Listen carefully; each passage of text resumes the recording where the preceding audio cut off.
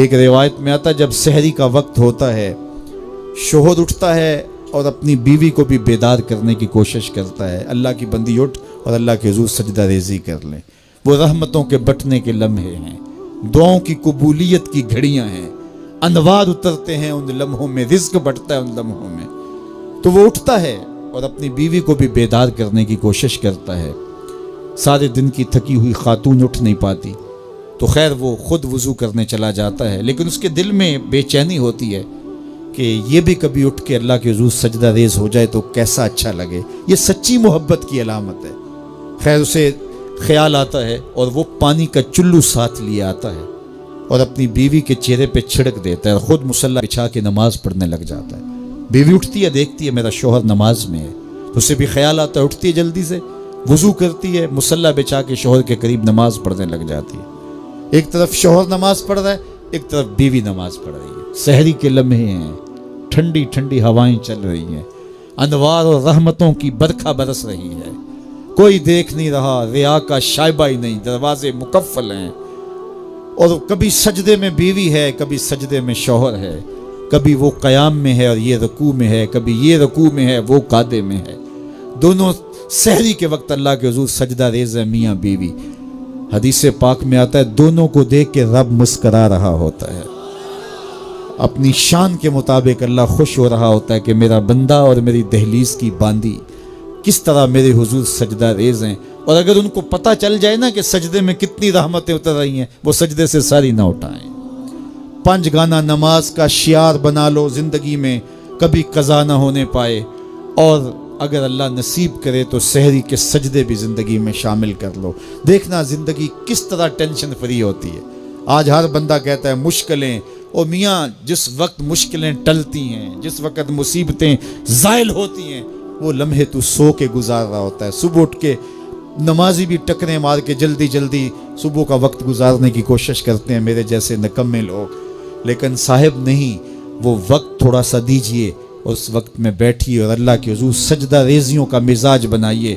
معراج النبی کا جو خاص تحفہ ہے وہ نماز ہے جو حضور لے کر آئے، اور پھر بارگاہ قدس میں جب حضور حاضر ہوئے، اللہ نے اپنے محبوب کو بہت کچھ دیا تھا۔ 70,000 اسرار تھے، 70,000 رموز، 70,000 حکایات، اور بہت کچھ دیا۔ سب کچھ دینے کے بعد کہا محبوب یہ تو میں نے خود دیا، اب تو بتا میں تجھے کس چیز سے نوازوں، تیری اپنی بھی کوئی چاہت ہو۔ تو محبوب نے جو جواب دیا وہ سنیے۔ ہم ہوتے نہ جانے ہمیں کوئی اختیار دیا جائے تو کیا مانگ لے، کوئی دولت مانگے، کوئی ثروت مانگے، کوئی شہرت مانگے، لیکن ذرا دیکھیے انتخاب دیکھیے حضور کا، اور پھر اشش کیجیے حضور کے انتخاب پہ۔ کہا کہ محبوب آپ کی جھولی میں کیا ڈالا جائے، کیا دیا جائے؟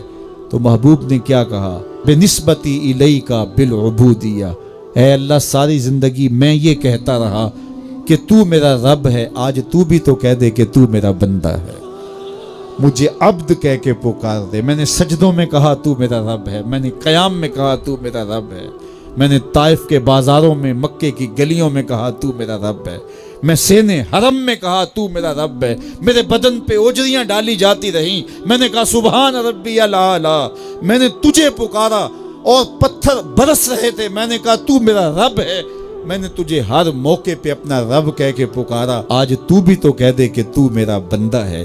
تو اللہ نے کہا سبحان الذی اسری بعبدہ، تو عبد کہہ کے پکارا، اور عبدیت کا عملی اظہار نماز سے ہوتا ہے۔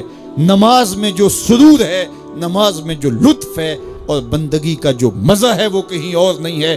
حضرت سیدنا غوث اعظم رضی اللہ تعالیٰ عنہ فرماتے ہیں کہ ولایت میں جو سب سے بڑا مرتبہ ہے جو ولی کو نصیب ہو جاتا ہے، وہ مقام بندگی نصیب ہوتا ہے، وہ عبودیت کا مقام ہے جو بندے کو نصیب ہوتا ہے۔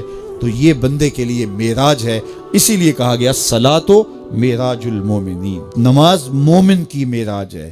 حضور تو وہاں تک پہنچے جہاں کسی کا تخیل بھی نہیں پہنچ سکتا، لیکن بندہ اس معراج کا حصہ لینا چاہے اور اس کی برکتیں سمیٹنا چاہے تو پیشانی سجدے میں رکھ کر کے اللہ کے حضور بندگی پیش کرے۔